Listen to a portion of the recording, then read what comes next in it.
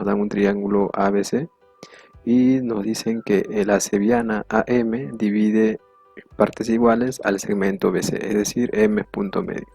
Nos dicen que este ángulo MAC es la mitad del ángulo BCA. Además que el ángulo exterior en A es igual a 135 grados.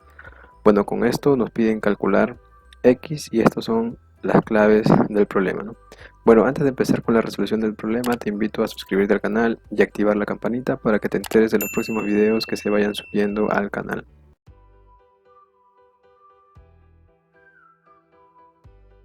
Bueno, entonces vamos a tener acá la gráfica y lo primero que vamos a hacer es trazar la altura desde B, es decir, vamos a trazar esa altura BH. Entonces con ese trazo vamos a ver una pequeña nota, una primera nota en un triángulo rectángulo, en este caso el triángulo ABC. Si nosotros trazamos la cebiana, o mejor dicho la mediana, ¿no? Porque vamos a considerar ahora este punto M como un punto medio, es decir, el segmento BM con MC son iguales, lo representamos con estos círculos de color amarillo para decir que tienen la misma medida. Entonces, si AM es mediana, entonces va a tener la misma medida de los segmentos que mencionábamos, ¿no? Es decir, que va a medir igual que BM y MC. Este teorema o esta propiedad se conoce como el teorema de la mediana relativa a una hipotenusa. Bueno, entonces si tenemos que BM es igual a MC, es decir que M es punto medio y o el segmento AM es mediana, entonces se va a cumplir que los segmentos BM y MC, que ya eran iguales, también van a ser iguales al segmento AM, ¿no? Es decir, a la mediana relativa a la hipotenusa del triángulo rectángulo. Entonces eso vamos a aplicar acá mismo. Cuando hemos trazado el trazo BH se ha formado un triángulo rectángulo, ¿no? BHC. Entonces en ese triángulo rectángulo voy a trazar el segmento HM, que va a ser en este caso una mediana porque está cayendo en el punto medio de este segmento, ¿no? Debido a que vemos que acá estos círculos representan que tienen la misma medida. Bueno, entonces aplicamos la propiedad. Vamos a decir que esta mediana también es bolita. Y ahora vamos a plantear una segunda nota, en el cual nos habla acerca de un triángulo isósceles. Bueno, un triángulo isósceles es aquel triángulo que tiene dos lados de igual medida. Imaginemos que este triángulo es un triángulo isósceles porque vemos que tiene dos segmentos con igual medida. En esta se cumple que los ángulos opuestos a dichos lados, ¿no? Estos ángulos interiores van a ser iguales. Es decir, que A es igual a B. O en viceversa, si los ángulos son iguales, los lados opuestos van a ser iguales. Eso vamos a aplicar en el triángulo HMC, porque vemos que tiene dos lados iguales este triángulo, por lo tanto, este ángulo también va a ser 2 alfa. Ahora vamos a ver una tercera nota, en el cual nos dice lo siguiente, que si tenemos un triángulo, como este caso por ejemplo, ABC, si tenemos dos ángulos interiores, en este caso A y B, entonces el ángulo exterior en C va a ser la suma de dichos ángulos.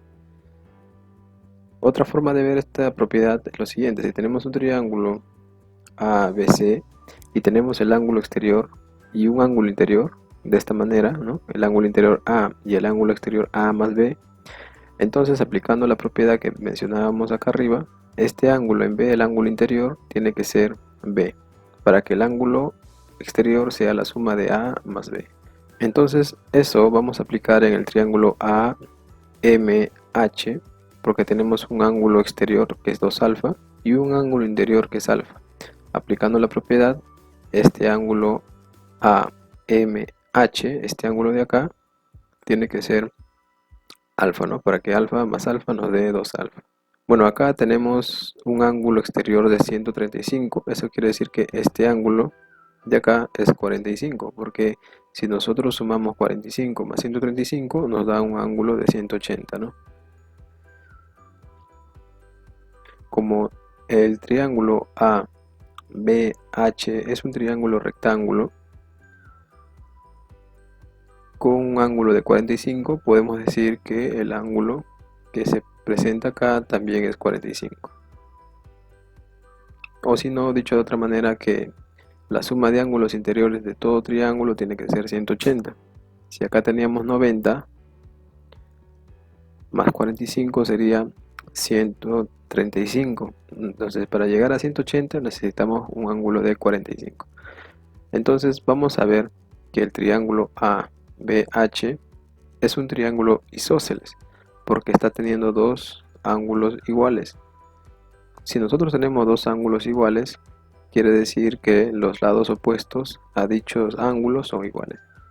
Por ejemplo, si acá tenemos que es 45 grados y a 45 se le opone círculo amarillo, entonces por acá a este 45 grados también se le debe de oponer círculo amarillo.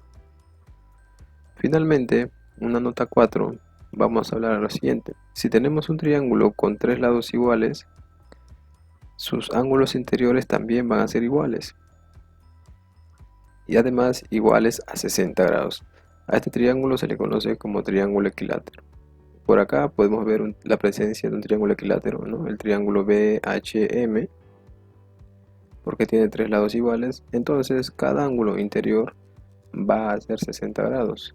Solo voy a resaltar este de arriba, que es el ángulo que nos va a permitir calcular lo que nos piden, ¿no? Que en este caso era X. Entonces voy a extraer esta parte, este ángulo B, para que se vea más claro. Por acá, ¿no? Tenemos el ángulo ABC, que decíamos que por acá tenemos 45 grados y por acá teníamos 60 grados.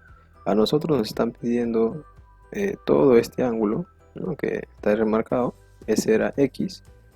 Por lo tanto, X va a ser simplemente una suma de 45 grados más 60 grados, ¿no? Si operamos esto, nosotros vamos a tener que la solución para el problema es que X vale 105 grados. Bueno, con estas notas estamos resolviendo este interesante problema. Si tú encuentras otra manera de solucionar el problema, te agradecería que los dejes en los comentarios. Y con esto entonces estamos llegando al final del video. Si el video te sirvió, te invito a dejar alguna reacción para que apoyes al canal. Y si no te has suscrito aún, te invito a suscribirte, activar la campanita para que te enteres de los próximos videos que se vayan agregando al canal. Bueno, conmigo sería hasta un próximo video.